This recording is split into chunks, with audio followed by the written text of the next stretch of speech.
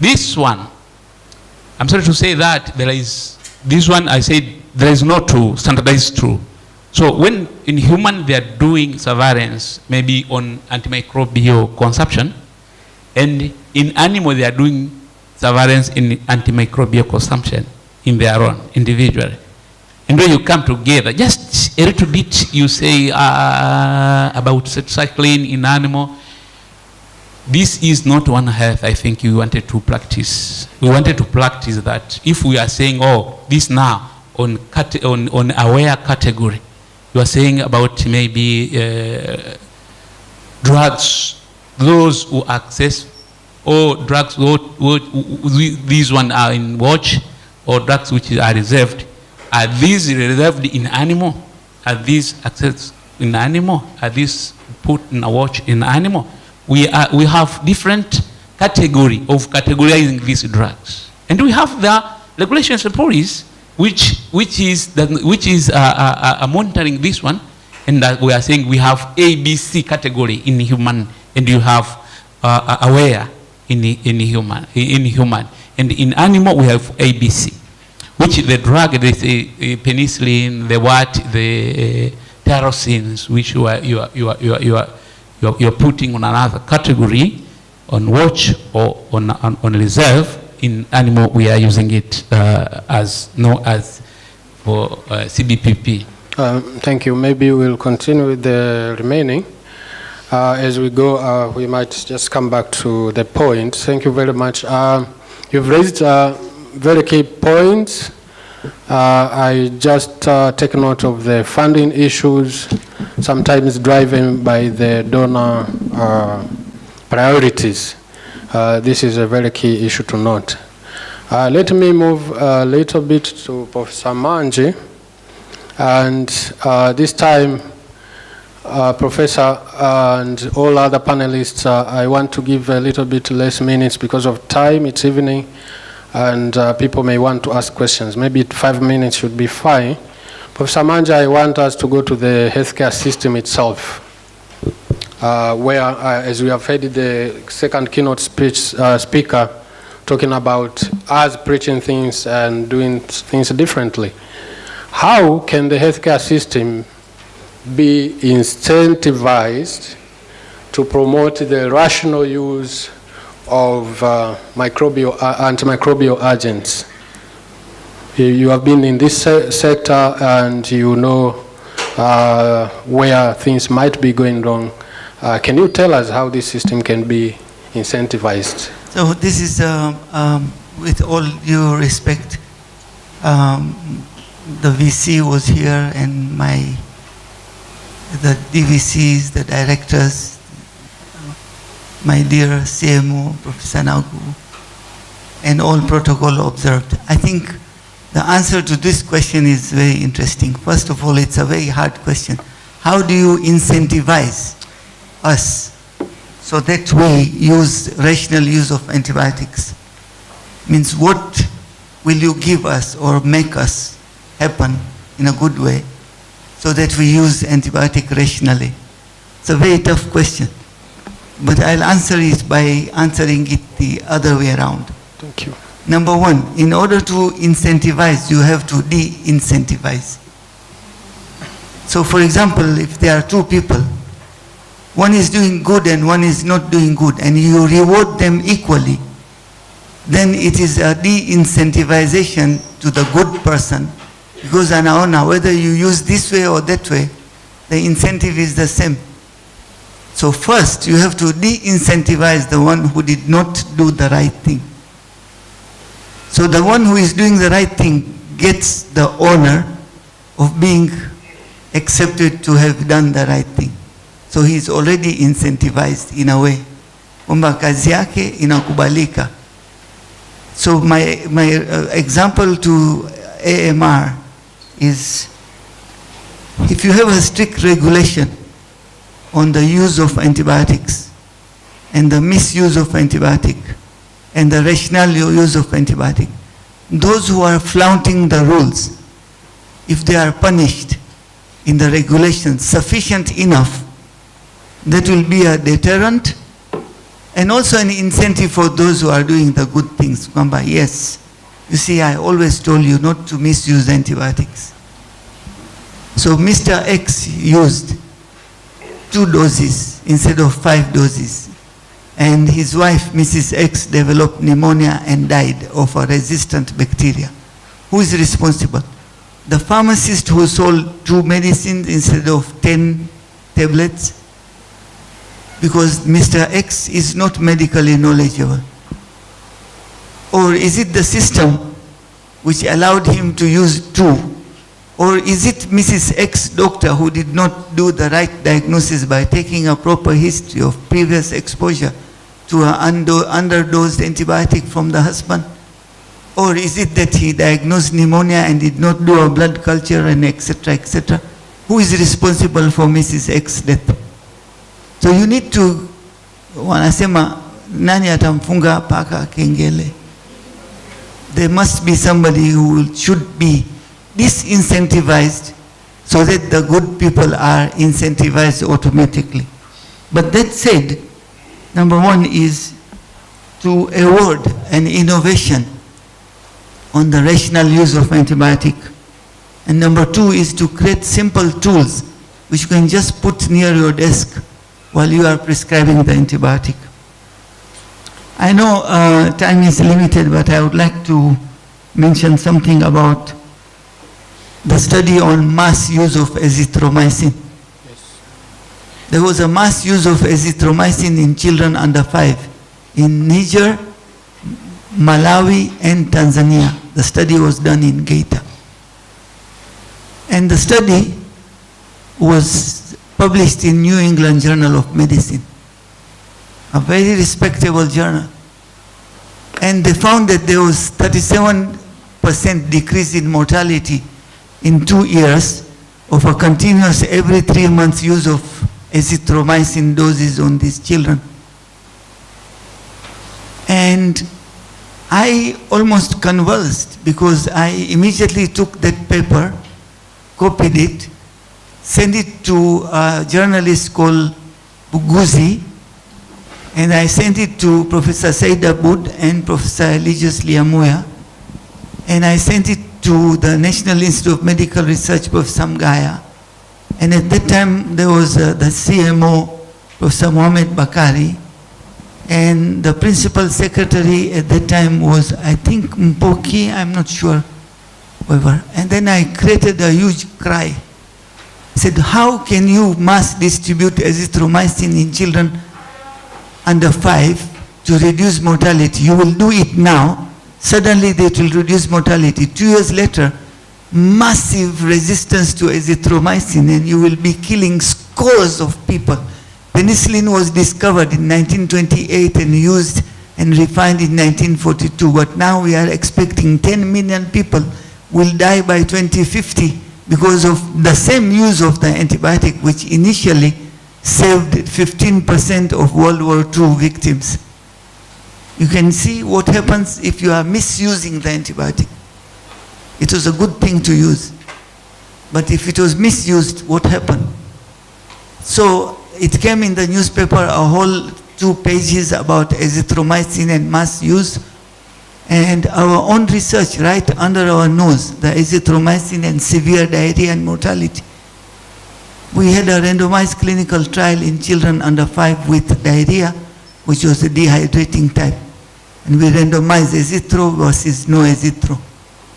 We had a background 9% mortality rate.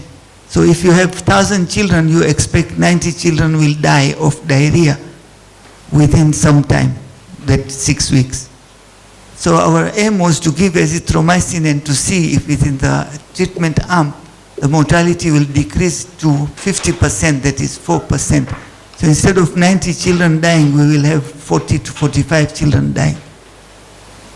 But after doing 1,270 children, the DSMB stopped the study because there was only 1 mortality. Not 90, not even 45, only 1 child died. And that was for another reason and not related to diarrheal disease. So there was no diarrhea.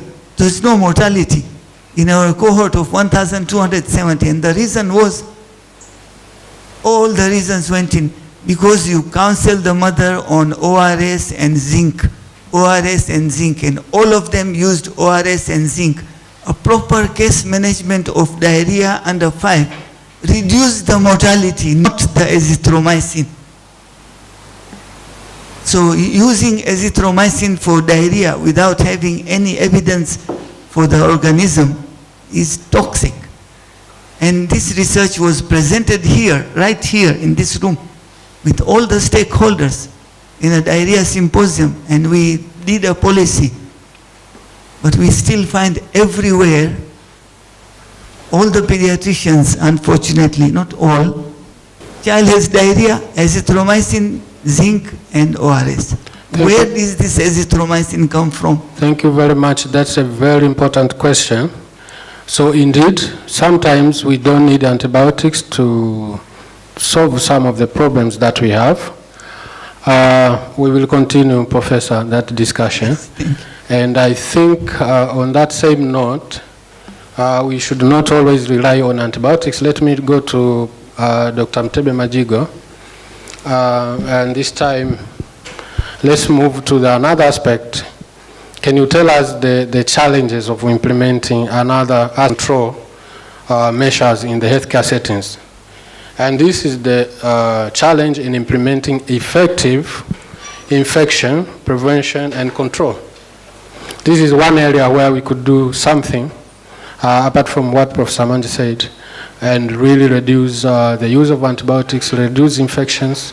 Can you tell us what are the challenges? Is it difficult to do infection prevention control? Please welcome. Oh, thank you, Chair. So it's not difficult. It's not difficult to reduce infection in hospital environments. So we'll be talking about challenges, but doesn't mean there's no good things which are done on this area. So we talk about infection. Why do we need infection prevention and control? Because the aim is to prevent the acquisition of infection within the hospital environment of infection. So all the measures actually aim of preventing infection or preventing spread if the infection occurs. So there are several challenges, and there is evidence for these challenges. So one is, I think it's related to behavior toward infection prevention and control. Because there are some measures which are very, very simple to practice, including hand washing. I know we have been emphasizing of healthcare workers are not practicing the hand washing. The literature and some studies have noted that if you practice hand washing, you reduce tremendously the infection prevention. So the study have shown that very few actually practice hand washing correctly. Less than 50% in some studies have noted that, including wearing the person preventing equipment. There is an evidence you can see people moving with the white coat from the wall. We don't have clear data about this infection prevention control. So you find in most of the hospital they are talking about infection prevention control, but they don't have a clear understanding about this problem. For example, you go to most of the hospital, you will not clearly understand what are the infection, hospital-acquired infection. Because you find that as infection, this is an hospital-acquired or not. So there's not that monitoring of infection acquired within the hospital. Although there are systems now set by the Minister of Health reporting about surgical site infection, but these are done in a few hospitals. Acquiring infection within the hospital environment, there are several factors. Organisms are acquired from the environment, and or from the healthcare workers, or from the patient themselves. So we don't have a clear system of surveillance of environmental surveillance of microbials causing infection within the hospital environment. If there is this practice done in a few hospitals. And then we don't make an analysis of the impact of this infection acquired at the hospital. And I think that's why people don't take it serious, because they think we don't know this mortality which are occurring, if they are occurred, due to the infection prevention. But what we report, we just report it's a certain infection. If this person came with that infection or acquired from the hospital. But to tell you, according to the research which have been done, most of infection within the hospital are acquired in the hospital. Someone comes without any infection, with another problem, but end up with an infection, and they may die because of the infection, not because of the index problem. So the other challenge is preventing infection to enter, preventing the microbes to enter into the hospital, or preventing spread. It's a challenge, and it's a challenge because we don't screen patients who are coming, especially screening for indicator pathogens or screening for resistant pathogens, where this is not well practiced, and we don't screen healthcare workers who are managing patients if they are carrying indicator pathogens or resistant pathogens. And we don't detect, we don't have a clear mechanism of detecting an outbreak. Outbreak means if there is an increase of a certain pathogen of a certain infection in a certain area. So that investigation is not well done. The infection prevention is coordinated or monitored by the committee, infection prevention, IPC committees. I think we have these committees will not implement. So I think we lack an expertise within these committees. Very few clinical microbiologists who are available in country. Most of them are concentrated in universities. So in hospitals, we don't have that. And they are very, very important in these committees. We don't have a clinical epidemiologist who are engaged within the hospital. If you hear about epidemiologists, you will find them in a research institute and in the universities. But clinical epidemiologists within the hospital to assist these committees are not, they are not adequately available. So implementing infection prevention needs laboratory infrastructure and capacity. So we have inadequate laboratory infrastructure and capacity to support screening of patients, to support environmental survey, and support detection of an outbreak or spread of outbreak. So these are the common challenges, and if you want to address these challenges related to infection prevention, maybe you focus on implementing the strategic interventions which are on National Action Plan. But in addition, we have to increase the number of experts. And I think it's the high time for the Minister of Health or the government to support sponsorship of these important specializations, including the clinical microbiologists and clinical epidemiologists. Thank you. Thank you very much, Dr. Majigo. For that call. First, you call in again for the multisectoral engagement in the committees which are responsible for IPC. And just to add to, for example, the hospital practices like hand hygiene, I think we also need for the community to observe the wash practices with the practices that could easily reduce rate of infections, like what Professor Manjo was saying, diarrhea infections, and consequently avoid, for example, the use of antibiotics. So you brought very key points, and I'm sure our representative from the ministry are listening to this, and they table it for further discussions. I will now move on a little bit of regulation. Professor Mgedela at some point asked a question, what should pharmacists do if someone asks for just a couple of capsules for cough or for UTI or for whatever reason? And this time I want to ask, because we have the regulators here, Mr. Bitegeko from TFDA, we are here in a situation, we are in a dilemma.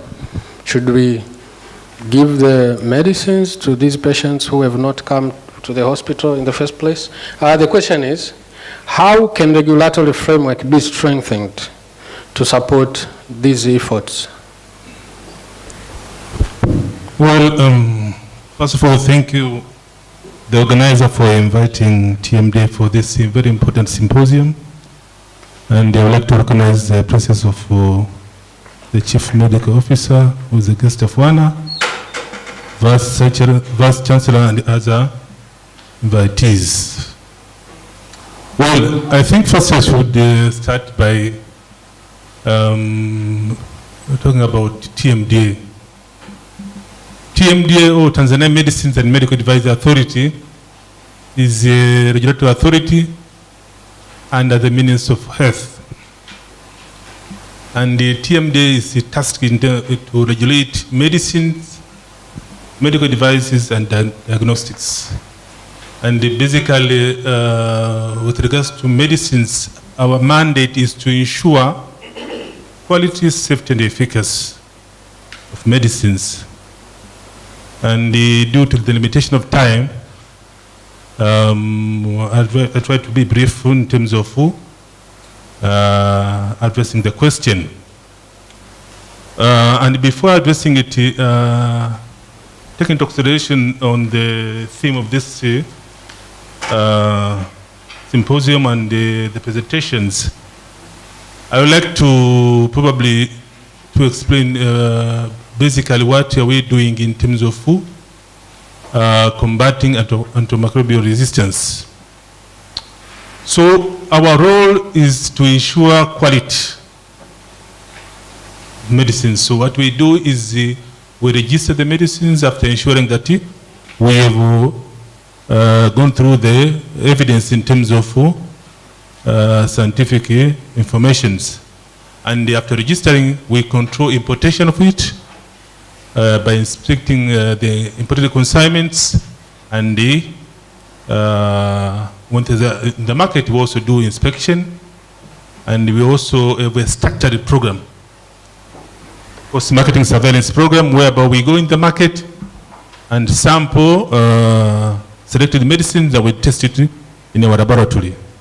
And basically, we have 3 laboratories, one in Dar es Salaam, another in Dodoma, and the other in Mwanza. So the main challenge for us has been probably in 2 or 3 areas. One is the presence of substandard products and the falsified product in the market in terms of medicines, and this is a worldwide problem.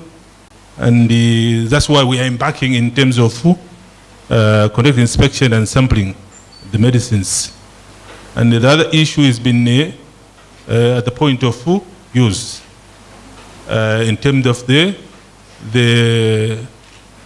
distribution and the dispensing of the medicines, the irrational dispensing of medicines.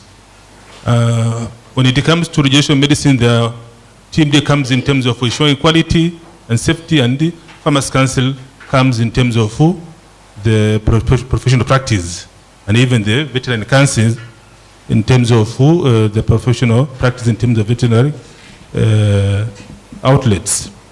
So basically, one of the areas which we are working at is in terms of to strengthen our regulatory framework is we are collaborating with other players, the Veterinary Council, Farmers Council, even the Medical Council of Tanzania. So what we are probably insisting is that all the players, pharmacists, medical doctors, nurses, all to collaborate in terms of ensuring that what we are doing probably follow the prescribed or probably the requirements in terms of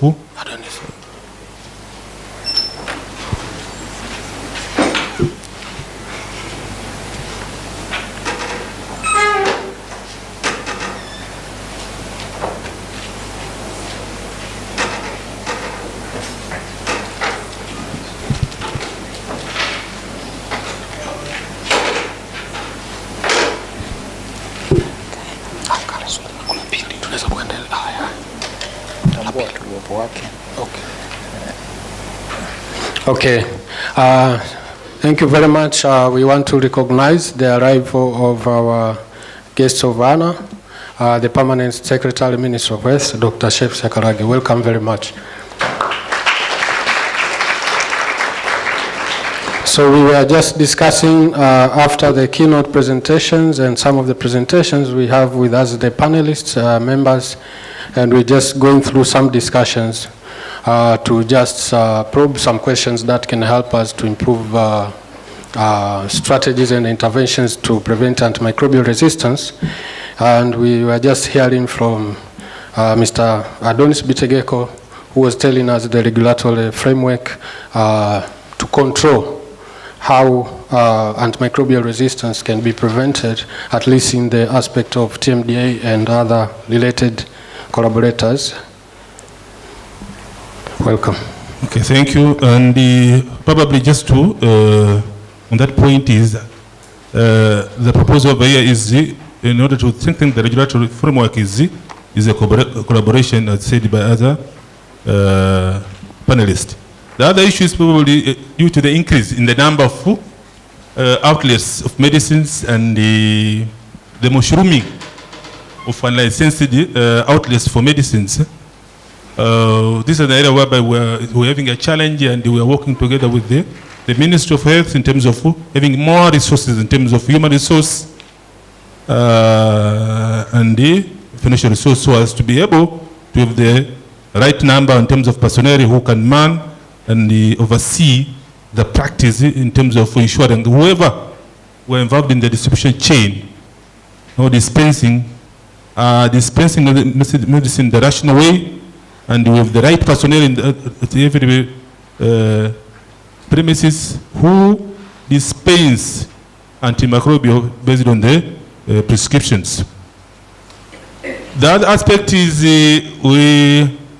we are also probably working towards increasing our capacity in terms of analytical work, to have more laboratories, so as we are able in terms of probably analyzing more number of medicines, so as to have an assurance in terms of their quality, as we know that substandard medicine may pose a risk of having antimicrobial resistance.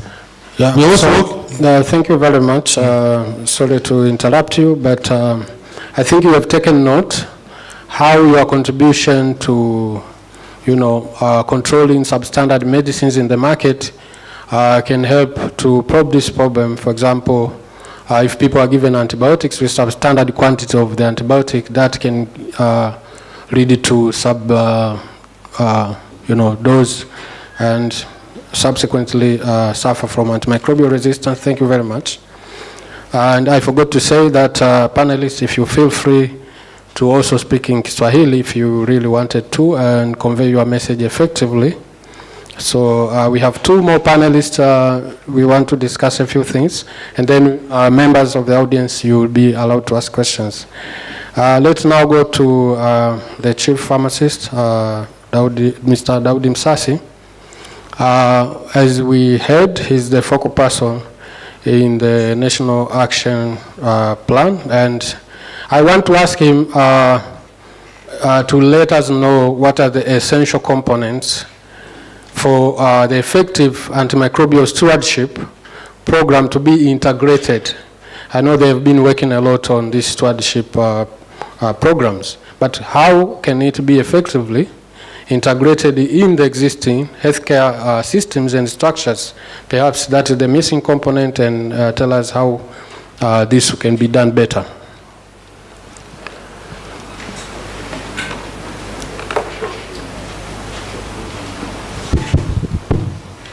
Okay, thank you, the chair, for this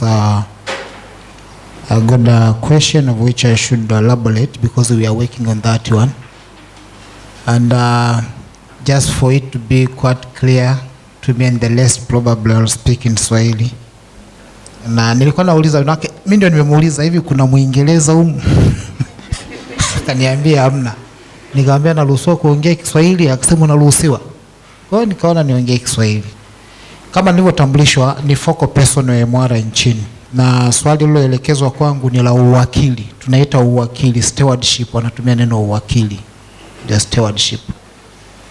Kwenye stewardship, labda tukauelewa ni kwamba tunaangalia the whole supply chain health commodity from the manufacturer side to the end user. Kwa hiyo tunaanzia uzalishaji zinavyozalishwa, not uzalishaji actually, tunaanzia kwenye innovation, research and development. Tunaiangalia kule kwenye R&D wanazalisha nini. Tumeambiwa hapa na Professor Mate, the production just declining. Hakuna tena uvumbuzi mpya unaoendelea zaidi ya kubadilisha molecules. Tunaangalia kwenye usajili na regulation, ametaja kidogo mtaalamu wa TMDA. Hiyo ni sehemu ya pili tunaangalia. Lakini tunaangalia kwenye masuala ya manunuzi na utunzaji na usambazaji. Hiyo ni component nyingine ambayo tunaiangalia. Lakini baadaye tunaangalia kwenye masuala ya matumizi, prescribing habit. Not actually, kabla hujaingia kwenye prescribing, hata kabla hujaingia kwenye manunuzi, kuna component nimekiacha hapa kinaitwa selection, yani uchaguzi, kwamba tunachagua dawa gani zitumike Tanzania. Those are the jobs ambazo kwenye stewardship, na ndipo tunadevelop STG na NAMELIT. Tunaidevelop tokea hapo kwenye selections, ndio tunavyotengenezea. And then tukitoka hapo ndio tunaingia kwenye mtu anapo prescribe na kumpa mgonjwa. Lakini bado kuna eneo la mwisho la mtumiaji wa mwisho, tunahitaji naye atumie vizuri kulingana na maelekezo. Nilikuwa nasikiliza hapa mawasilisho na amenigusa sana Professor Mdegela, na ni kitu ambacho kweli tunakifanya. Tuna preach, we are doctors, we are pharmacists, we preach it a lot, lakini we are not practicing. Yani tukirudi huko tukiangalia STG, tukiangalia mlivyosoma huku na kinachotendeka na prescribing na habit inayoendelea, it's the opposite. Kwa hiyo ni maeneo ambayo tunayafanyia kazi. Lakini kuna ka component kingine ambako katakuwezesha wewe kufanya prescription na kuprescribe vizuri. Huwa tunapeleka vitu maabara katuangalizie kwamba je, iko effective dawa au tubadilishe tumpe nyingine. Zote hizo ni stewardship. So hizo ndio process ambazo ukisikia tunahubiri stewardship tunapita humo mote. Sasa components ambazo zinawezesha stewardship kufanya kazi vizuri kwenye hayo maeneo yote ambalo ndio swali ameuliza mratibu wa hii shughuli kwenye hili eneo. Ya kwanza kikubwa, component kubwa ambayo inasaidia ni governance. Yani hiyo ndio namba moja, governance. Sasa ni wengine hapa ni wataalamu, wengine tayari ni walimu wetu, wengine ndio mnatoka mnaenda huko, mtakuwa ndio manager, wakurugenzi wa mahospitali. If you fail at that governance level, stewardship haiinuki. That's the reality. Kwa hiyo tunaongelea cha kwanza ni governance. Na kwenye governance ukienda, the good thing, we have started advocating the antimicrobial resistance of recent, like 7 years ago. Kwa sababu ni 2015 coming up is when the WHO declared kwamba this is ni janga and now we have to start working on it. Kuna kama miaka 7, lakini before miaka 7 we have been having the issue related to stewardship, but we are not putting much effort on that. Umeshasikia Hospital Medicine and Therapeutic Committee, yani zipo toka miaka hiyo, yani zipo zina ratibu, zinaeleza utatibu hivi, mnakubaliana, mnatengeneza miongozo, zipo zile. Sasa hivi ndio tunazi-integrate, zinaendelea kutusaidia kuboresha kwenye kusimamia AMR issues. Kwa hiyo it's the same. So we have the structures in the governance, it's there, but the issue that we looks like we are missing, and that's the area of which actually even the chief medical officer and the team, we are working very hard, is to be responsible and accountable for what we are doing. That the component that is missing on the governance. Ukiangalia vitu viko pale tumeshaweka, lakini sasa kuisimamia itokee na kuwajibika nayo ni issue. Kwa hiyo eneo la kwanza mwezeshaji ni hilo, kwamba component ya kwanza ambayo ni essential, na tumesha integrate, tunaendelea kuintegrate kuhakikisha kwamba ina take on board na kutusaidia kwenye AMR. Eneo la pili ambalo tunahangaika nalo ni mifumo. We want to track our antibiotics from the point of manufacturer to the point of user, along the supply chain, tujue ilianzia wapi, nani amekunywa, kwa nini amekunywa 2, tulipeleka ziwe 30. Unajua dozi zile, labda kusema amoxicillin ni dozi mgao unagawa kwa 15 au 30 mtoto sijui. So tuitegemea tukute zinaenda hivyo mpaka kwa ile wa mwisho anayekula. Kwa hiyo tukikuwa na mfumo, tufike farmers tukute ameuza 2, si atarekodi 2. Kwa hiyo tutakuwa tunaona kwamba okay, the missing point, that is another component of which we are working on it, and we are trying to integrate to ensure that we can capture the information that we are having And this one actually sasa hivi nafikiri mganga mkuu amemkasimisha wenzetu wa TMD waliangalia kupitia GS1 and whatever, want to track those medication to the end users ili tuone zinamopotelea na zinamoishia kwa ajili ya kumanage. Na component ya tatu, for it to happen you have governance, you have system, you should be having a human capital, the human resource. Sasa hii tunayo, lakini tunaendelea kuijenga. Tumekuja kurealize kwamba we have a very potential people on this hospital setting ambao wana miss, wanatakiwa wawepo. Kwa mfano clinical pharmacist. Sasa hivi wale maeneo ambayo wapo, they are doing a very great job kwenye kumanage na kuratibu na kuangalia masuala matumizi ya hizi dawa kwenye maeneo. Kwa hiyo tunahitaji hawa. Lakini tunahitaji clinical microbiologist, tunatakiwa tuwaone watusaidie. Tunahitaji lab scientist watusaidie kutest na kuona hayo kama hizi dawa ziko responsive or not, wako kule wanachakata hizo taarifa. Lakini tunahitaji kujua epidemiologist, watafute trend za magonjwa, what is happening in the community. Kwa hiyo hizi ni eneo ambalo nalo ni la human capital. Na eneo jingine najua na inoma hiki. Eneo jingine ni lab surveillance, is another component, very essential one, to ensure that we can combat and manage and make sure that the stewardship work very effectively. That's another area of which you have to take it on board. And the other area, actually I know financial has been mentioned. You should be having that one. But again, the other final one is the mentorship.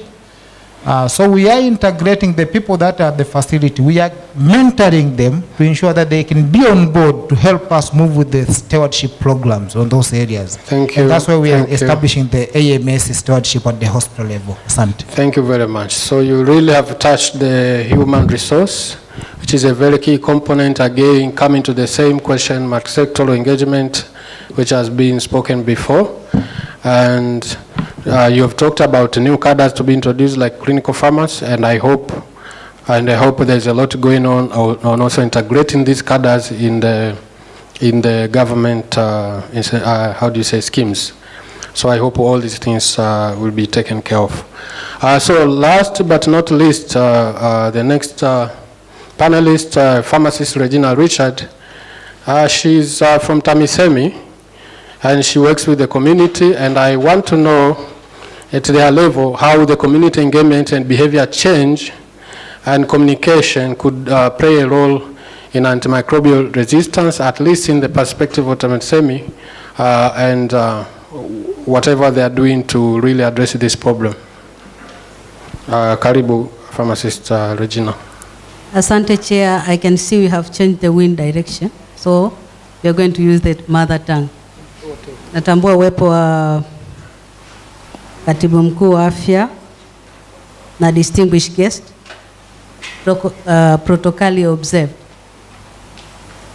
Habari za jioni. Kapsarize. Mimi ni mwanafamilia ya MUHAS. I have been here for diploma, B.Pharm, even masters nimechukua hapa. Kwa hiyo nimejisikia kurudi nyumbani. Nilivyokuwa naona maprofesa hapa nikasema wasije wakanirudisha kwenye mitihani. Kwa hiyo wakati tuna respond hii roles ya community engagement, naona kwamba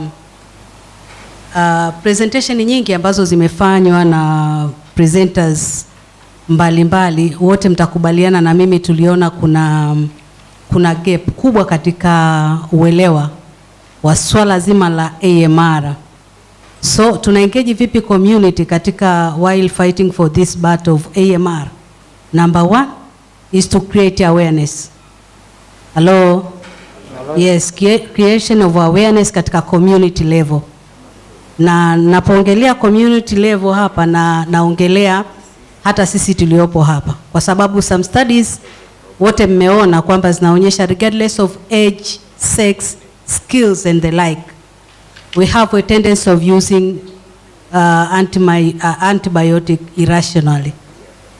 Yes, kwa hiyo na study mbalimbali nyewe mtakubaliana na mimi zinaonyesha kwamba Tanzania sasa tumekuwa na ni miongoni magwiji wa nchi ambayo inaongoza katika matumizi makubwa ya antibiotic.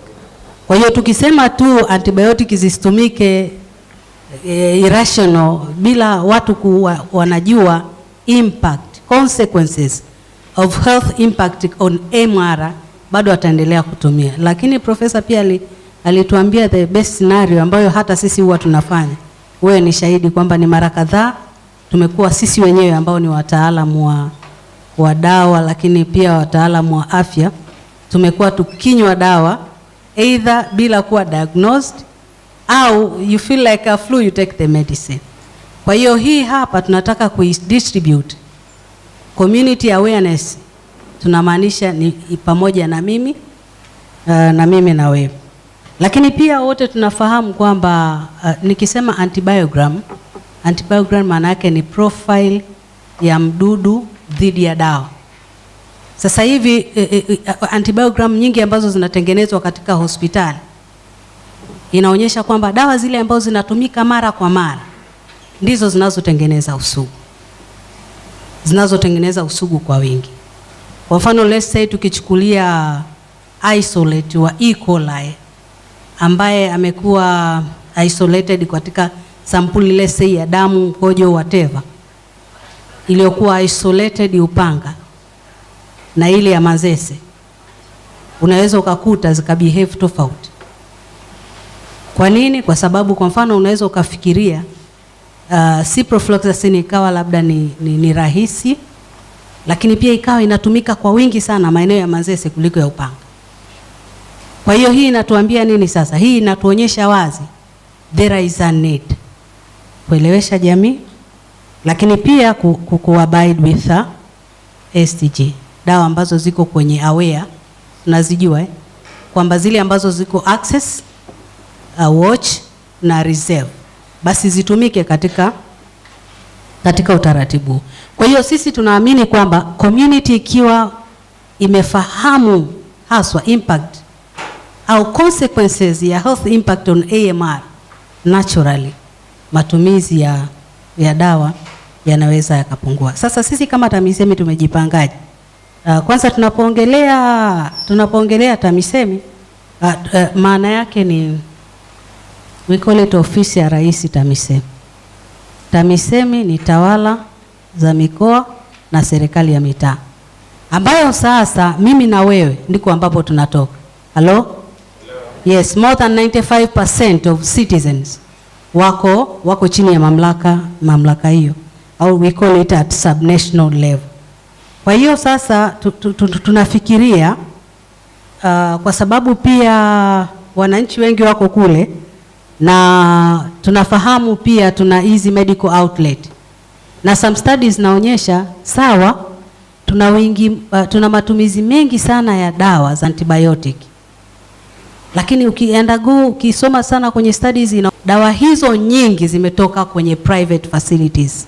More than 92% zinatoka kwenye private facility. Private facility ukiinclude hizi medical outlets pia ni rahisi sana mgonjwa na mteja kupata huduma kule kirahisi. Kwa hiyo the plan is to engage them, tuwape elimu ya kutosha, maduka ya dawa, pharmacies, ADOs and the private setting, ili waelewe vita tulionayo. Lakini ukiacha hivyo kwenye tunaongelea sasa kwenye facility na kwenye facility tunaongelea labda hospitali, vituo vya afya na zahanati. Naziongelea hizo kwa sababu ndizo ambazo ziko chini ya TAMISEMI. Tulikuwa tunafikiria pia kuhamasisha ufuasi sahihi wa dawa. We call it antimicrobial stewardship. Sasa zile antimicrobial stewardship zina utaratibu wake. Tunataka zile hospitali zetu wawe na uwezo wa kutengeneza antibiogram zile nilizoambia mwanzo, lakini pia sasa wagonjwa wetu wanapofika, daktari amclark, yani asidishi antibiotic kiholela. Kwa hiyo tutumie vipimo vyetu vya maabara, madaktari pia wawe knowledgeable namna ya kuwa wafuasi wa dawa, lakini na wafamasia pia. Kwa hiyo tuna engage more departments. Kwa hiyo sisi tukawa tumefikiria hii so called therapeutic committee yenyewe inakuwa ni kama multidisciplinary within the facility, inakuwa na wataalamu mbalimbali. Sasa hile tukafikiri baada ya kutengeneza AMS team to integrate AMS issues katika hiyo therapeutic committee ambayo ipo kwa mujibu wa mwongozo na taratibu. Lakini pia tunataka kufanya PPS. Dakika sifuri. Tunataka kufanya PPS. PPS ni point prevalent survey katika hizi facility, ili tuweze kujua the magnitude of the problem, to what extent antimicrobials zinatumika. Lakini tunataka kuimplement NAP, na nimesikia hapa kuna wadau. Kuna objective nyingi ambazo kwenye NAP imeorodhesha tunatakiwa kuziattain. Sasa nichukue fursa hii pia kuomba wadau ili wa hold hand with us so that we move forward. Lakini tulianza na wanafunzi wa TAPSA. Hello? TAPSA, si tunafahamiana eh? Yes. Tulitumia sana wanafunzi wa TAPSA na mpaka sasa tunaendelea kuwatumia ku create awareness kwao, na tunawatumia mara nyingi wanapokuwa mnaenda shule. Si mnakumbuka mnatoa elimu kwenye jamii. Yaani hiyo ndio simple approach ambayo tumeiona kuifanya, ambao probably iko costless. Thank you. Thank you so much. Thank you very much. Yeah. So thank you very much to all panelists for very fruitful discussions. I now call upon members of the audience. If you have any questions to question? Yes, so my team will go across and take the questions. You can address the question to the panelists, to the keynote speakers, and to the presenters. Welcome. Thank you. I'm Dr. Elisha Osati from MNH. If you listen to the presentations, the key word is irrational use. And actually when to come to the clinical point of view, what we see is because when the patient will come with fever, and you will see the patient, and you will order the lab investigations, full blood picture, and then you like to order the culture and sensitivity so that you know what's the culprit organism. Unfortunately, the culture is not really available in most of our hospitals, and the clinician will end up giving antibiotics based on the full blood picture results, and probably this is one of the biggest reason for resistance. I don't know, because we are here as a sector. What are you saying about this? How can we move away from giving antibiotics without culture results? That is one. And the second is on One Health. So we heard about One Health here. And probably Professor Mdegela, you said, but maybe we can have the practical point of view. The initiative, what should we do to promote One Health concept in the country? Because it seems something that we are talking about it in the meeting rooms, but it's not widely. What should we do to promote it countrywide? Thank you. Thank you. Let's take another question. Can I ask? Yes, please. There's been, my name is Mate. There's been an understanding of, they have been mentioned several times here, that we as academicians are creating knowledge, but we're not implementing. Lakini, katika hizi studies ambazo tunazifanya, ni percentage gani ambayo government imesupporting? Yeah? Kwa sababu hatutegemei sisi Professor Karim aende kwenye field kule akafanya intervention. We generate information that should be available for the government to take over. And the idea say kwamba hata ile probably kuandika NSP program ya antimicrobial resistance it may be largely funded by donors. Unaona, kwa hiyo sio kwamba ni wavivu kwenye kuimplement, the government should own. Alafu swali langu kwa MCC specifically kwa Dr. Majigo, unajua preparedness ya AMR inakuwa ya nchi inakuwa determined na JEE scores, the joint external evaluation. Professor, if you don't mind, can you ask the question straight, because this is very important kwa sababu I want him to give us the scores of the AGE, yes, AGGE for AMR, and then what are the government initiatives in raising them. Thank you. So we'll take another 2 questions and then we'll go for the panelists. Okay. Thank you so much. My name is Joseph Masawe. My question is to Mr. Adam Fimbo, the Director General of TMDA. Yes, before my question, I was trying to spot among the panelists that if I could see one of the laboratory scientists as lab plays a role in combating antimicrobial resistance.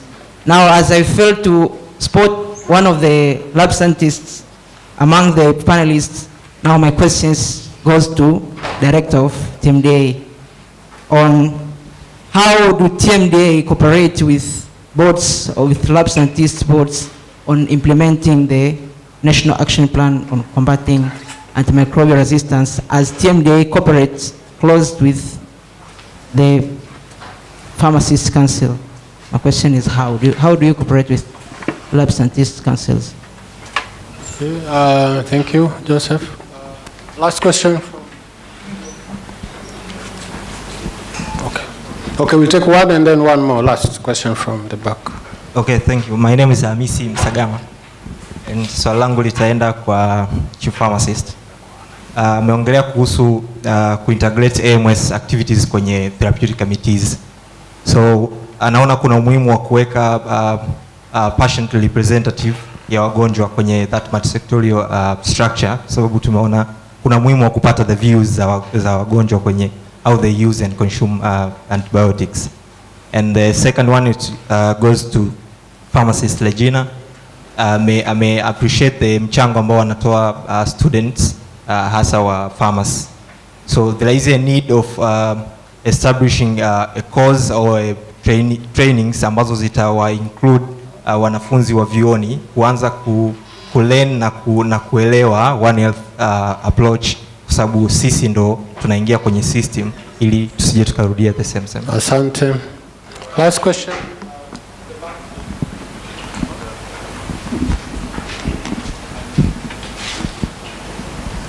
Okay, we will make exception. The last, so yeah, 2 more and then we're done. Hello. Kwa jina naitwa Amos. I'm a medical officer I manage. Swali langu linaenda kwa panelist wote. Nimeona katika mazungumzo yetu tumeweza kwamba tunashindwa kuwa na assessment nzuri ya antimicrobial use kutokana na way tuna different classification za these drugs both in animal use and human health use. So can we harmonize that so that we can have proper evaluation of that? Thank you. And the last question was, do you have an investment case so that we can scale up the interventions? Since 5 years, 7 years, the WHO declared the outbreak, or lesson learned from the other countries that we can take it as an investment case so that we can scale up. Asante. Last question. Thank you so much for a wonderful presentation today. I have a very naive question. We've been talking about stewardship, we've been talking about culture sensitivity, we've been talking about health education, but I did not hear from any of the panelists or the presentations the ease of availability of the antibiotics over the counter. I think that is predominantly the biggest problem we face as a country, is the ease with which I can go to a shop and simply buy a small box of Cipro. Now the question is to the policymakers. What are we doing, and why is it taking us so much time to develop policies to stop the over-the-counter drug selling so that the ease of access and ease of availability to our patients should be determined only with a valid prescription rather than anybody buying it as if it was sweets. Thank you, and if you don't mind, please introduce yourself for the panelists. My name is Dr. Mohammed Zahir. I'm a lecturer at the Department of Biochemistry, MUHAS. Sante. Okay, thank you for those questions. I will start from this side. Please try to be brief because we have run out of time. We're already past the hour. So we'll start here going round and then we'll finish the discussion. So let's start here with the chief pharmacist. If you have any questions. There was a question.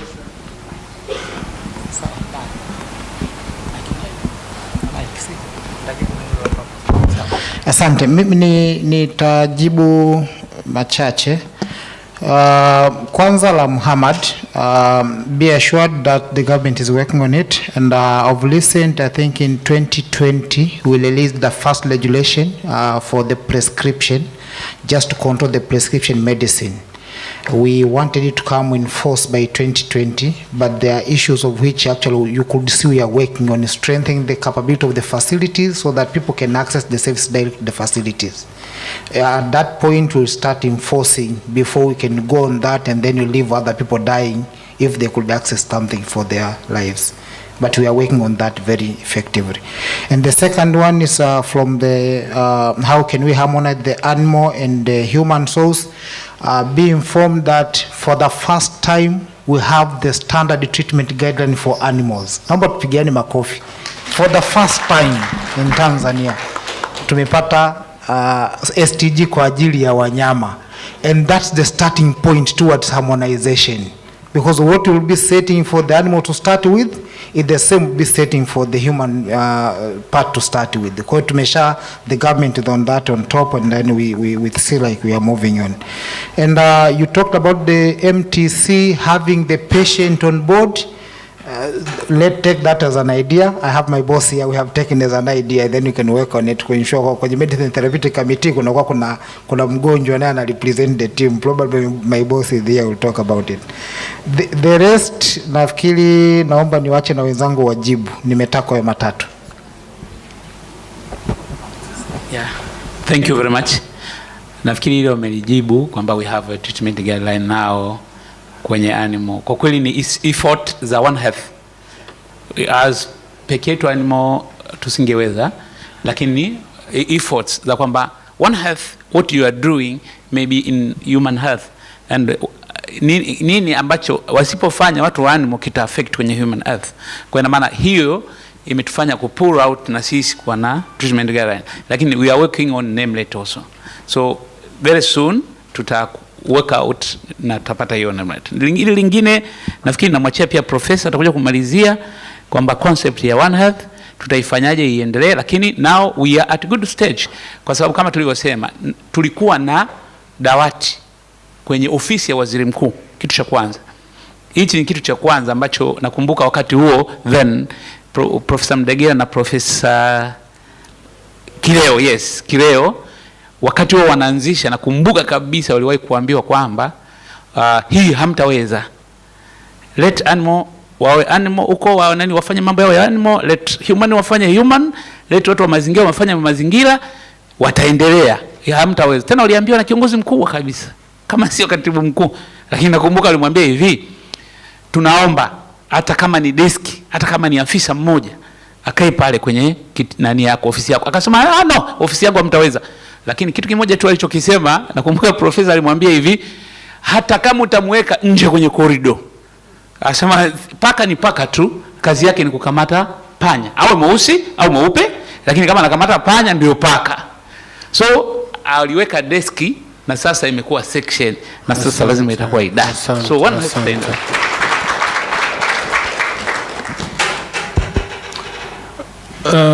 Na swala ambalo kanahusu TMDA lilikuwa lile kwamba ushirikiano kati wa TMDA na taasisi maabara.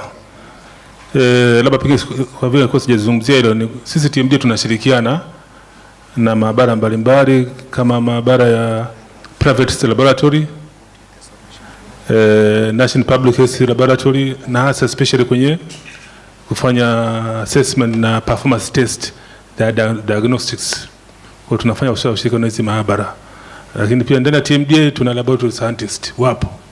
Kama wakaguzi, kama evaluators, kama part of the analytical team katika maabara. Thank you so much. Karibu Dr. Majibu. Swali kuhusu joint external evaluation report Tanzania nafikiri toka 2016 and the score on antimicrobial resistance was very very low. Yani ilikuwa inaonyesha tatizo kubwa sana, lakini I think that was taken and included in the NAP ya kwanza kama strategic interventions kwenye MUHAS zilikuwa zinahusu challenges walizoziona kwenye external joint external evaluation report, na subsequent evaluation ambazo zimekuwa zifanya mbali tano, lakini sio external, zinaonyesha improvement. Kwa hiyo we don't have another joint external evaluation report ambayo nafikiri sijui inategemea kufanywa lini, lakini nafikiri itaonyesha ma improvement katika hilo eneo. Asante. Kuhusu the culture not available wakati so what should we do? Should we give antibiotics? Nafikiri kwa level ya MNH uwezo ukasema culture is not available. Nafikiri tuache kule kwanza, lakini sehemu ambako the capacity is available, including different hospitals, regional hospitals, ni jukumu letu kuemphasize, kuhakikisha kwamba we push, make sure that we have all the requirement for conducting this culture. I understand mgonjwa akija uwezo ukasubiri culture result ili umpe antibiotics. What we say, you use a very good guess ambayo inatakiwa itoke kutokana na existing data, you create an antibiogram ambayo ndio itakuguide which should we start. Nafikiri aliyokuwa na present kuhusu safety action amesema hii haifai tena. So if you conduct an audit, you can know which is working and which is not working. So you start with the one which is working while sending a sample for culture and sensitivity, ambayo itakuinform if you are doing the right thing. Kwa kufanya hivyo, tukiendelea hivyo, tuta-improve na tunaendelea ku-improve the antibiogram. Asante sana. Asante, nilikuwa na maswali mawili ambayo ningetamani kuya-address. La kwanza ilikuwa ni ushauri, namna ya kuwawezesha wanafunzi wa TAPSA ili kuendelea kuwa knowledgeable katika eneo la AMR. Huu ni ushauri tumeuchukua, lakini natambua mna kikao chenu kile cha mwaka ambacho mmepanga kufanya Dodoma kwenye ule ukumbi wa Dodoma jiji.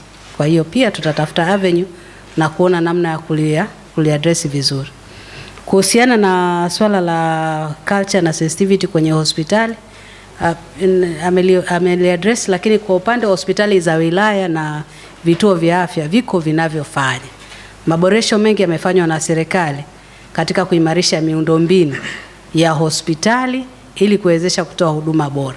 Kwa hiyo so to speak, ziko hospitali pia za wilaya chache ambazo bado na zenyewe zinatoa huduma ya culture and sensitivity. Katika one of the thing about tunatamani kufanya ni kufanya need assessment gap. Tufanye some sort of kama survey ili tuone kwamba to what extent tunafanya, kwa nini hatufanyi, wapi tumekwama, ili tu address. Kwa hiyo nilitaka tu kuelezea maeneo haya. Asante sana Pharmacist Regina. Karibu Professor. Asante sana. Nataka nijibu swali la Dr. Osati na kidogo ya Professor Mate kuhusu clinical acumen. What is happening now is very sad.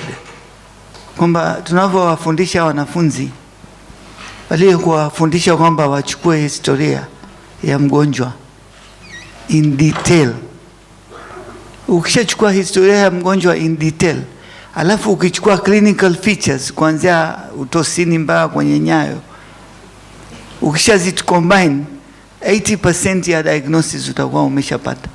Huhitaji maabara. Maabara inakusaidia tu hapo katika kuangalia hizo vinyemelea nini antibiotic sensitivity na nini, lakini clinical acumen, kwa sababu ukienda kwenye periphery ambapo unaenda sana, mimi Temeke, Amana, Mbagala, wapi, kila mahala niko pale, more than I'm what I'm in Muhimbili. Ukienda pale, mama amekuja na mtoto amefungua tu kinywa, hajamaliza kutoa diagnosis, daktari kishaandika antibiotic. Mtoto ana homa, anakohoa, nenda kachukue dawa hii, mtoto wako ana pneumonia. Hajampima hata respiratory rate. Sasa hiyo ndio tatizo kubwa kabisa katika antimicrobial resistance, kwa sababu huyo mtoto nilivyompima mimi nikaona hana respiratory rate iliyokuwa high, hayuko toxic, ana fever ya siku moja, akijimafua kidogo meupe clear kabisa, na ni viral infection. Angempa chai ya tangawizi au asali na maji ya vuguvugu na paracetamol, angepona. Sasa kwa hiyo umemwandikia dawa hii, tena aliyoandika pale ni baba Adam ambayo siku hizi hata hatutumii. Sasa wewe unaandika hii, what is this? So number one kabisa ni kuwafundisha hawa kwenye bedside na kwenye mafunzo a good clinical acumen. Utaona watu wana do finger prick, wanachukua drops 2 ya damu, wamefanya full blood picture. Seriously? From a finger prick? Umesqueeze damu, alafu hapo lazima utapata low platelet and high neutrophils. Alafu utatik kwenye jibu hayo tick bacteria kwa sababu neutrophil imeongezeka.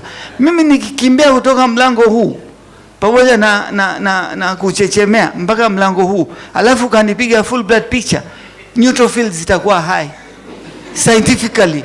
Kwa hiyo mimi na infection kwa sababu nimekimbia huku mpaka huku. Sasa tuna rely kwenye data ambazo sio sahihi, na tunafundisha miongozo hii vinginevyo unless unaona ile IMCI guidelines. Yani yuko hapa director ambayo pia ni pediatrician na wengine wote, wengi wenu mmepitia mikononi mwangu. IMCI ninaiimba kama nyimbo. IMCI inaijua bora kuliko hata spelling ya jina langu. Kwenye IMCI mwongozo uko very clear. Ukiwa na signs and symptoms hivi, unaanza na dawa hii, 2 days later uta follow up, utapima respiratory rate, utaangalia improve, utafanya. Pamoja na kwamba tunaboresha maabara huku siku hizi hapo Amana tuna blood culture, Mwananyamala tuna blood culture for newborn babies.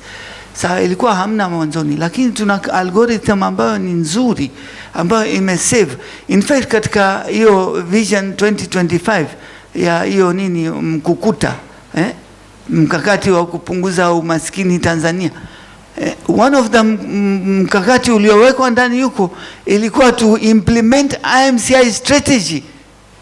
Out of the 9 bullets zilizowekwa kwenye mkukuta, 3 bullets zilikuwa za afya na ndani yake moja ilikuwa IMCI.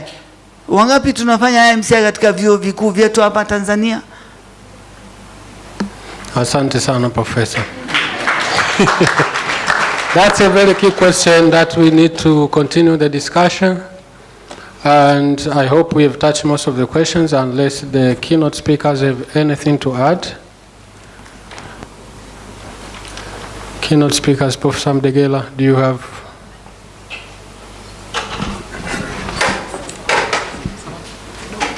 Okay.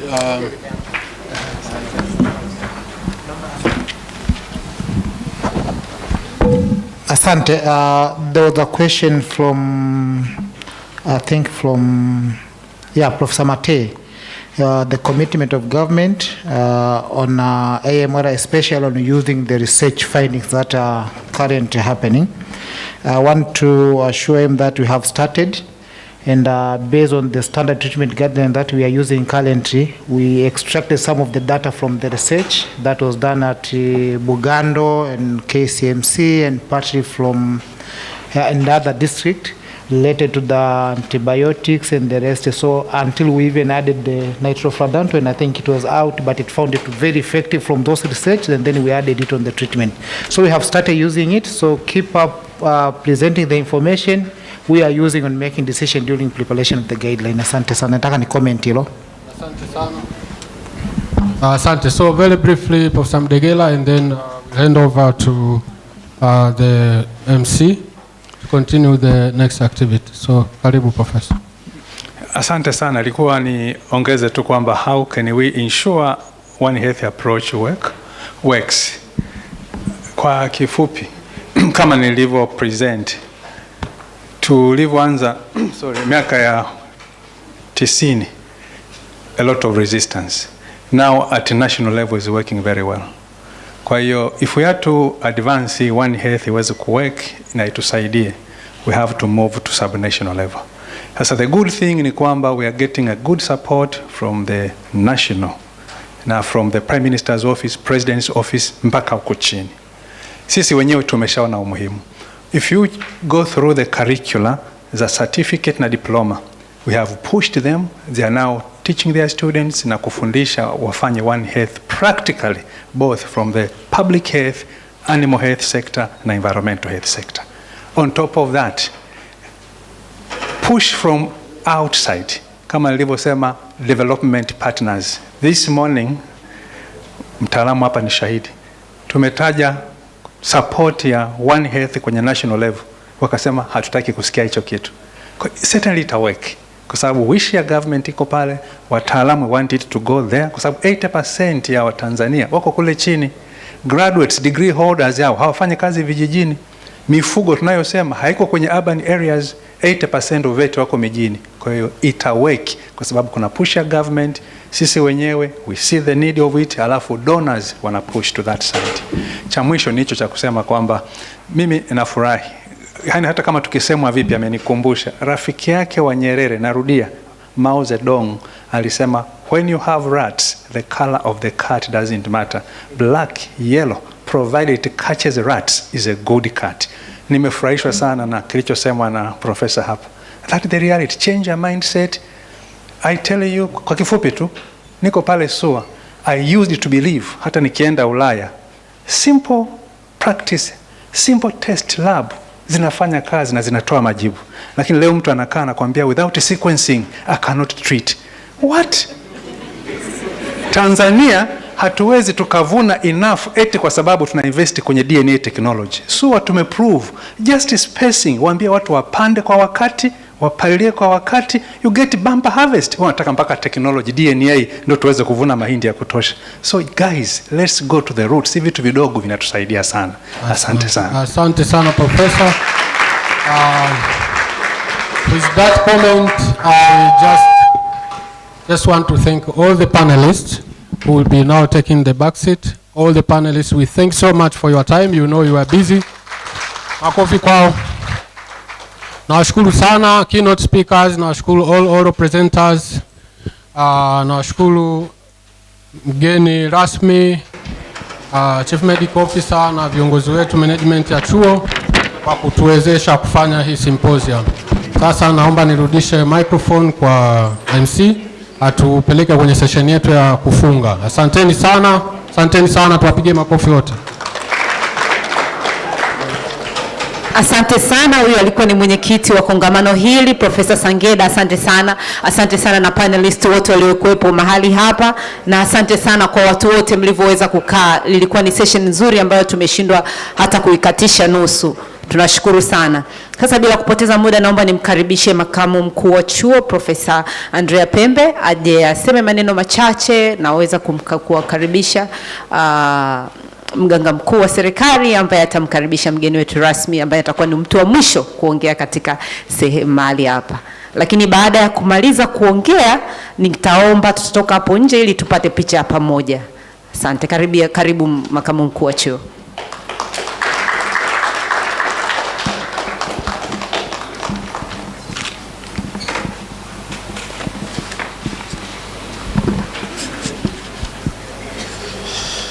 Sijui nianze kusema kwa lugha gani, lakini nipende tu kwanza kabisa kushukuru kwa wote ambao tumehudhuria hapa pamoja na mgeni wetu rasmi, kwa kuwa kulitokea changamoto ambazo zilitokeza.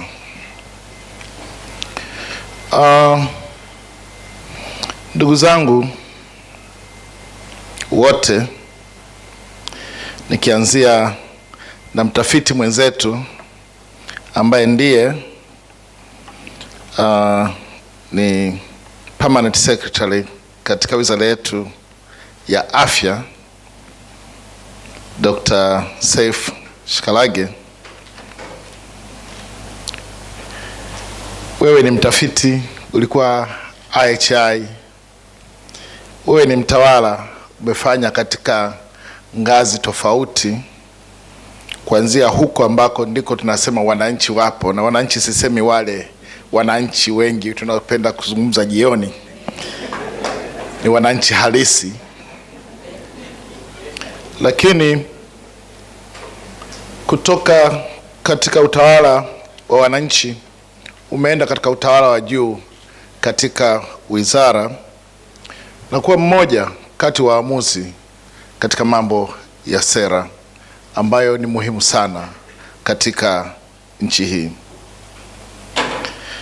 Lakini pili, tunaye mganga mkuu wa serikali hapa,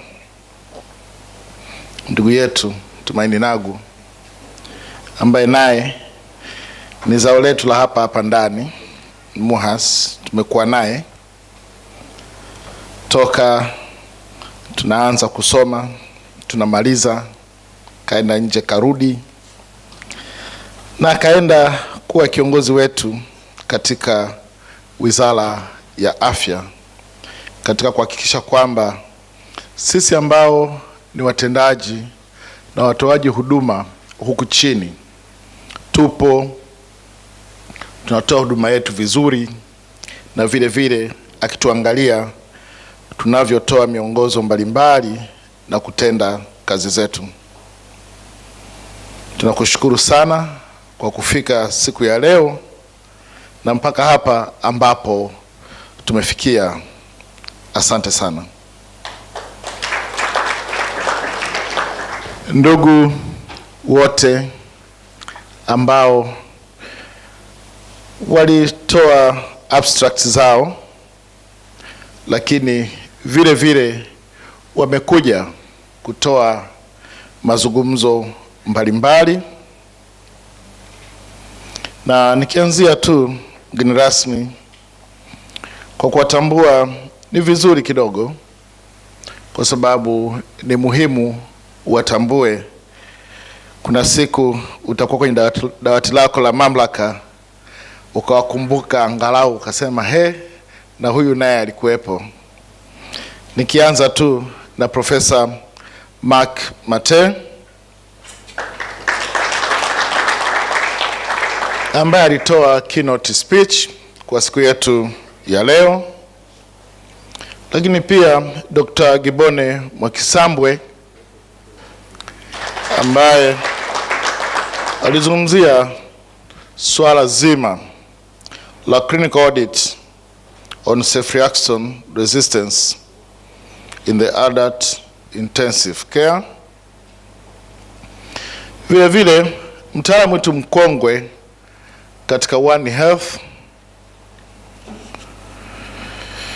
Profesa Robinson Mdegela kutoka Chuo Kikuu cha Kilimo cha SUA, umekuwa kiunganishi kikubwa sana kuhakikisha kwamba mara ya kwanza tulikuwa tunazungumzia afya ya binadamu na mnyama, lakini wa sasa hivi tunapenda sana kuongelea mimea.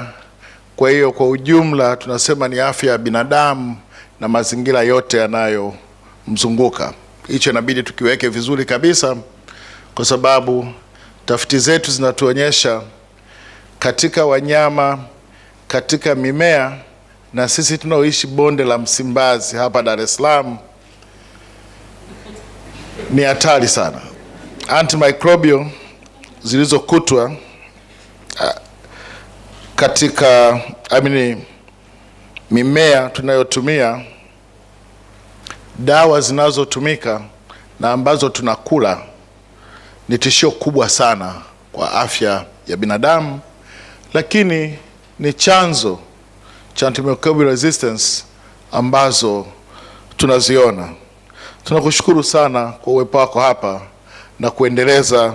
Kumbe ni miaka 30, kwa sababu mimi nimesikia miaka ya 2005. Kumbe nilikuwa nusu tu ya umri wa One Health Tanzania. Dr. Zura Kimera, tunakushukuru sana sana. Genomics, epidemiology and the drivers of multi-drug resistance, kwa kuja kwako hapa na kutueleza hasa nini ambacho kipo na nini kinakwenda. Panelist wetu Dr. Ntebe Majigo,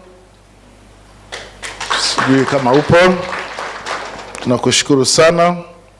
Mfamasia Daudi Msasi, tumekusikiliza kwa karibu sana na mipango yote ambayo ipo na jinsi ambavyo tuna develop miongozo ya utoaji dawa wa standard treatment guideline, ingawa sasa hivi bado tuna maswali mengi ya makundi ya madawa ukilinganisha na vituo vyetu vya afya katika level mbalimbali, kwa sababu mtumia dawa wakati fulani ni mwananchi, lakini gharama inakuwa iko juu sana. Na tunaishukuru sana wizara juzi kwa sababu mmelianza kuliangalia hilo.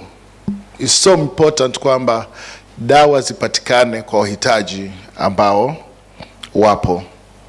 Lakini pia uzoefu wa Profesa Manji, Karim Manji, mwalimu wangu, pia kama alivyosema mwenyewe katika clinical trials kwenye magonjwa ya watoto wadogo, diarrheas, na amekuwa kiungo kikubwa sana kwa sisi wengine kutufundisha na kutu aspire katika research. Nakumbuka nilipojiunga tu na MUHAS nikitokea Wizara ya Afya, baada ya 1 week nilikutana na Profesa Manji, akaniambia hivi, umejiunga hapa ukitokea kuwa kama clinician, research ni sehemu ambayo ni muhimu sana kwako. Tulikuwa pale maternity ward pale chini, huwa na clinic kama siku ya Jumanne. Kwa hiyo hakikisha unaanza kufanya research ndogo ndogo mpaka unafikia research kubwa. Na nakushukuru sana kwa hapa nilipofikia, na bado nina motisha wa kufanya tafiti, ingawa muda kidogo nanizuia, lakini naendelea vizuri kiasi. Mwalimu wangu Mfamasia Adam Mitangu anawakilishwa na ametoka kidogo. TMDA tunawashukuru sana kwa kazi nzuri ambayo mmeendelea kuifanya, especially katika kusimamia sio clinical trials peke yake, hata haya madawa. Challenge ni kubwa, kupambana na wafanyabiashara sio rahisi, na naona mnabadili guideline, mnabadili mbinu za usimamizi. Yote hayo ni katika kufanikisha na kupambana na drug resistance. Mfamasia Regina Richard kutoka TAMISEMI, tunakushukuru sana sana sana. Kweli huko ndiko ambako wananchi wapo, kwenye wilaya kushuka chini, na ndiko ambapo naweza nikasema 80% ya watu wenye mahitaji na uwezo wa kuzuia ambapo kunatakiwa kufanyike na tufikie lengo letu. Lakini tunarudia na ile kauli ya Manji, tujiangalie na sisi ambao tunatoa huduma. Je, tunatoa huduma bora ambayo inatakiwa na kukufuata miongozo ambayo ipo? Kuna Dr. Gibbons Kayuni,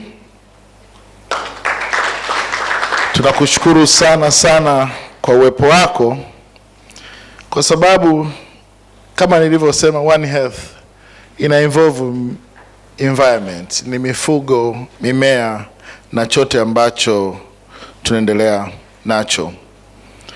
Na mwingine ni Professor Raphael Sangeda, tumeendelea kuona umahiri wako.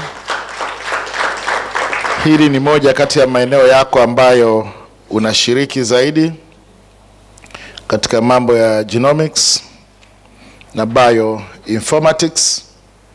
na tunakuombea uendelee. Ndugu mgeni rasmi, Katibu Mkuu Wizara ya Afya, nasema kwamba sisi sasa tumefikisha miaka 60 kama chuo kikuu cha afya.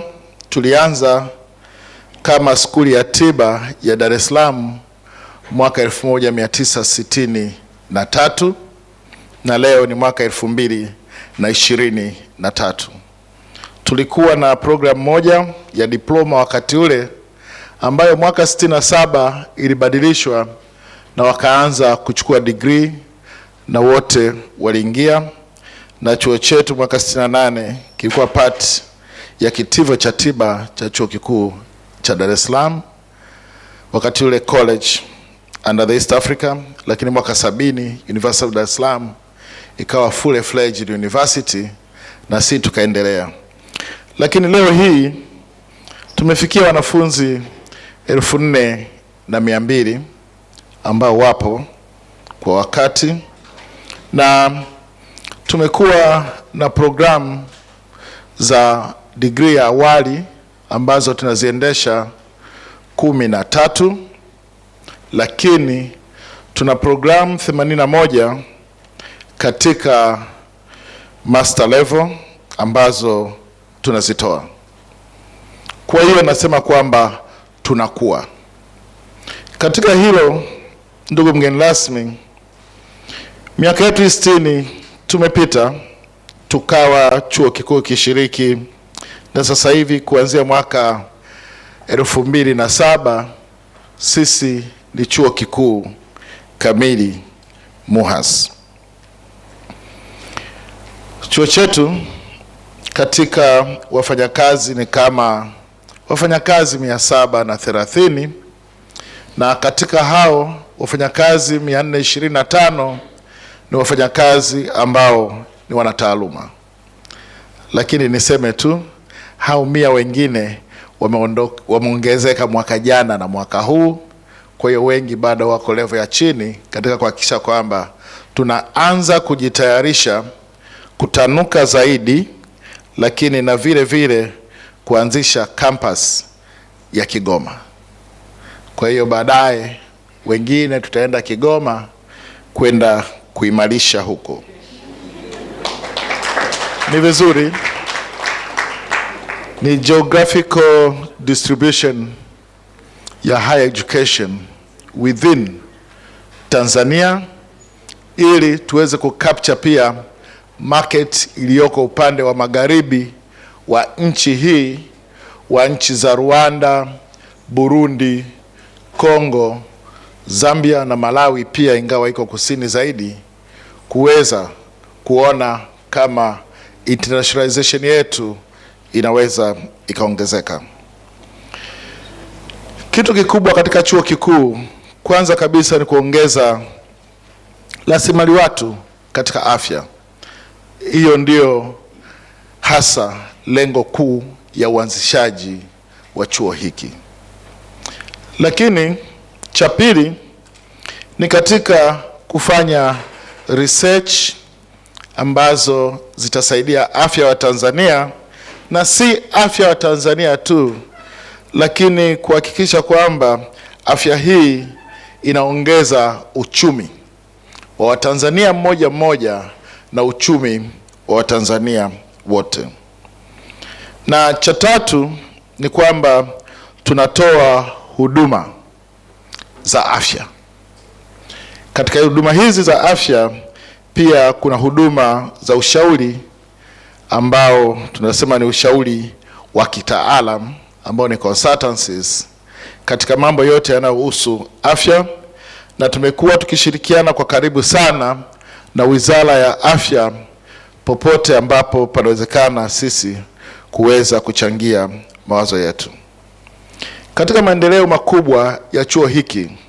Na kama ambavyo mmesikia, tumeongoza katika research kwa mwaka jana katika higher education, pamoja na kwamba wafanyakazi wetu ni wachache, ingawa kwa upande mwingine huwa nasema kwenye afya tuna opportunities zaidi kuliko katika sehemu nyingine, na hii ni kwa sababu afya ni kitu muhimu sana sana sana kwa taifa, lakini kwa ajili ya maendeleo.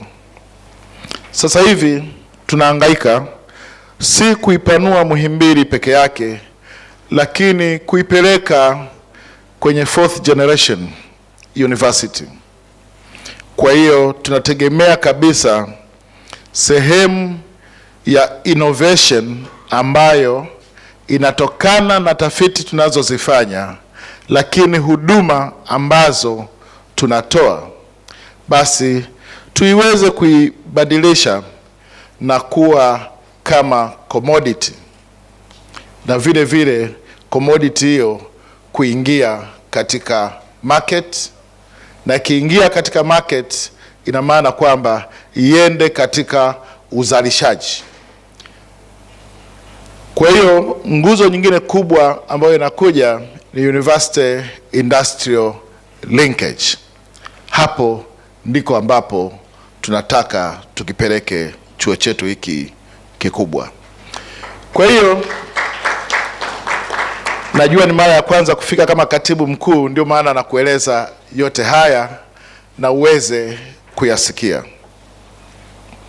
Kwa hiyo tumekuwa tukifanya symposia kama hii ni ya 10, na nia na madhumuni yake makubwa kabisa ni kuwakutanisha watunga sera wote, watafiti, watumiaji wa huduma na vile vile watoa huduma, na kuhakikisha kwamba tafiti ambazo tunazifanya hapa MUHAS zinakuwa na impact katika sera zetu ambazo tunazitunga katika afya, lakini pia zina impact katika miongozo ya afya ambayo tunaitoa katika nchi hii, na vile vile inaweza ikaelekeza namna ya utoaji huduma ambao ni bora zaidi kuliko huu ambao tunatoa sasa hivi. Lakini pia mgeni rasmi, niseme tu pia katika kuhakikisha kwamba tafiti zetu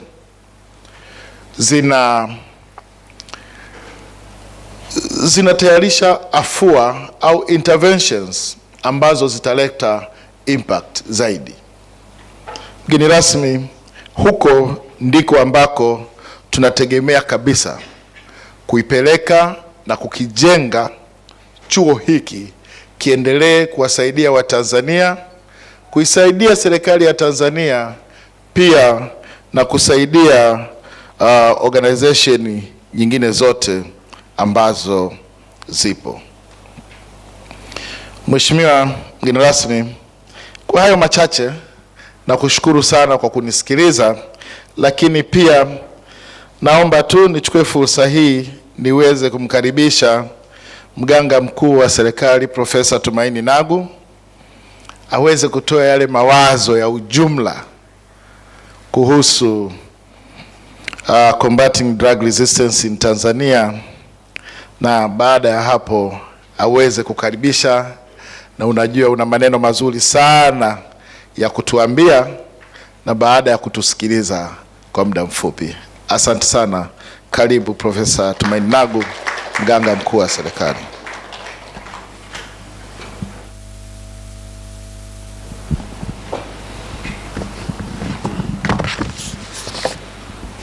Dr. Seif Shekalaghe, katibu mkuu Wizara ya Afya. Profesa Andrea Pembe, makamu mkuu wa chuo MUHAS. Naibu wa makamu wa mkuu wa chuo MUHAS. Mfamasia mkuu wa serikali Daudi Msasi. Wahadhiri waandamizi, maprofesa pamoja na wanafunzi wapendwa, mabibi na mabwana, naamini nimeweza kuzingatia itifaki. Kwa sababu ya muda, naomba tu niseme machache sana kwa ajili ya kumkaribisha bosi wangu katibu mkuu. Mengi sana yameongelewa leo, lakini mengi sana tumejifunza.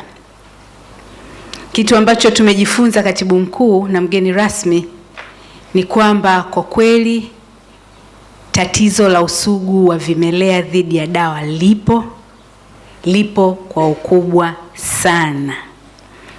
Lipo duniani, lakini lipo zaidi hapa kwetu.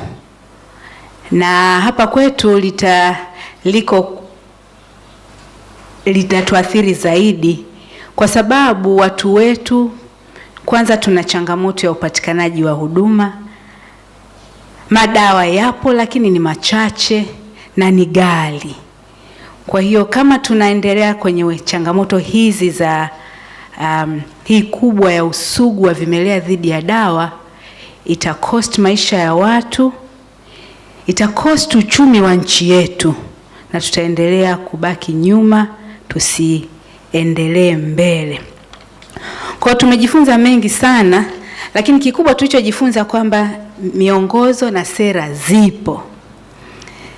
Tuna systems in place, kwa maana ya kwamba ipo multisectoral coordinating committee, na kwa kweli haya yote chini ya afya moja yanaratibiwa na ofisi ya waziri mkuu, kama ambavyo unajua katibu mkuu.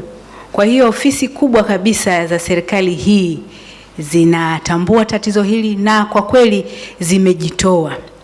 Kama ambavyo alisema Profesa Mdegela na wengine wote, changamoto ipo na tunaijua tatizo ni nini. Nadhani tatizo litakuwa ni sisi. Katika maswali yaliulizwa, naomba nijibu tu lile swali moja la kutumia tafiti, utilization of research outputs. Profesa Matei, mwalimu wangu, baada ya nyewe wengine wote kuongea, ni ngumu sana kuongea mimi, lakini moja labda tuseme tafiti